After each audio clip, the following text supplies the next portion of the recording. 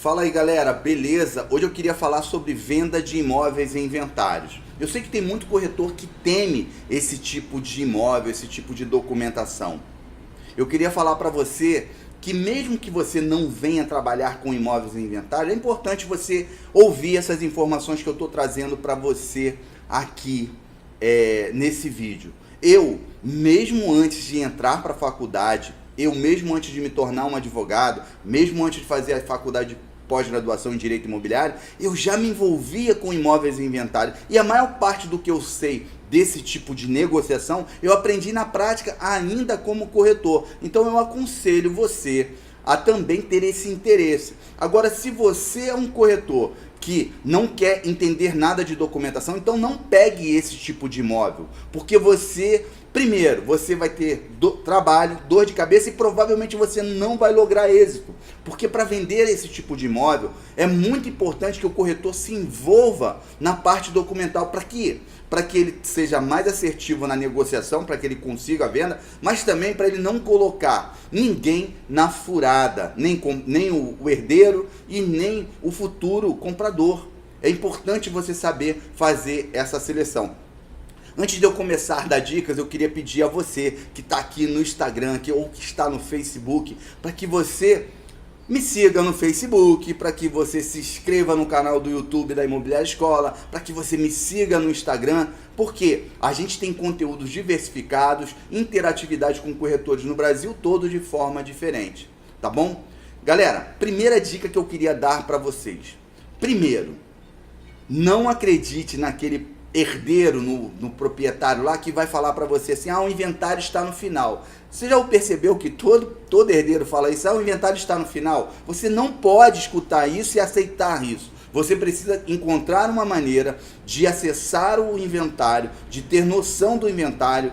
Para quê? Para você saber qual é a fase, identificar a fase do inventário. Tá para sair a homologação da partilha? Está para sair a partilha, está no inicial, de repente o proprietário não acompanha e o advogado muitas vezes não mantém ele informado. E aí o que acontece? O inventário pode estar lá nas primeiras declarações há anos, porque pode ser um advogado que não milite com direito imobiliário, acaba ele postergando os atos e por isso o processo de inventário demora-se mais, mas ele está sempre falando para esse herdeiro que o inventário está acabando. E a maioria dos proprietários, herdeiros, eles não acompanham o processo. E aí ele vai falar aquilo que ele ouviu já de outra pessoa, que o inventário está no final. Então você não pode se conter com isso, você tem que acessar o inventário para identificar isso de verdade.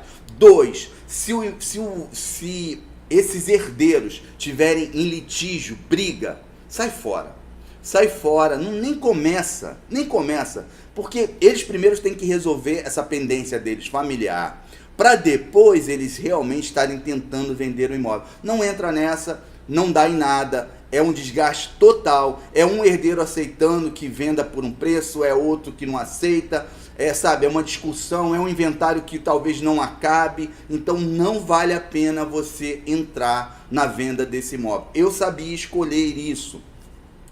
3, você precisa também entender de avaliar o imóvel, depreciando ele em termos de documentação, porque um imóvel em inventário, só quem arrisca comprar é quem tem uma vantagem no preço. Isso vai depender muito da fase que o inventário está. Então, se estiver no início do inventário, é muito mais difícil você conseguir um comprador, a não ser que esse inventário esteja num preço muito bom, esse imóvel esteja num preço muito bom. Se o inventário já estiver lá no final, já com partilhas homologadas, já para registrar a partilha, você não precisa depreciar tanto, porque o risco é bem menor. O transtorno. Então, o cliente comprador, para comprar um imóvel desse, ele vai precisar geralmente constituir um advogado, ele compra um risco, então precisa estar num preço adequado, você precisa ter essa atenção, tá bom? Então vamos lá. Primeira coisa, você saber que se o imóvel estiver na fase final, você precisa verificar, não ter essa lide, você saber avaliar o imóvel numa fase de preço legal. E agora eu queria trocar uma ideia contigo para você ser útil para muito proprietário. Você sabia que quando morre um proprietário de um imóvel, existe um prazo para que o inventário seja aberto? E aí você pode ser muito útil ao proprietário, porque tem proprietário querendo fazer um inventário de forma extrajudicial. Você sabe que existe um inventário extrajudicial e um inventário judicial. O extrajudicial, ele é feito em cartório de nota muito mais rápido, mas o proprietário precisa ter dinheiro de imediato para as custas com advogado, para as custas com cartórios de nota, custa com registro e custa com imposto de transmissão. Se esse proprietário não tem dinheiro para pagar, manda ele logo correndo abrir um inventário de forma judicial. Para quê? Para que ele não pague multa. É importante você saber isso. E a diferença da questão do inventário extrajudicial e do judicial. O ideal era que todo mundo conseguisse fazer de forma extrajudicial. Mas para fazer de forma extrajudicial, você precisa que não tenha briga entre herdeiros, não tenha litígio, que você não tenha menor como herdeiro, tá? Porque ele não responde por ele, quem vai responder é o Ministério Público. Não pode ter pessoas interditadas, pessoas que não podem responder por elas mesmas, quem vai responder por ela é o Ministério Público. 4, não pode ter testamento.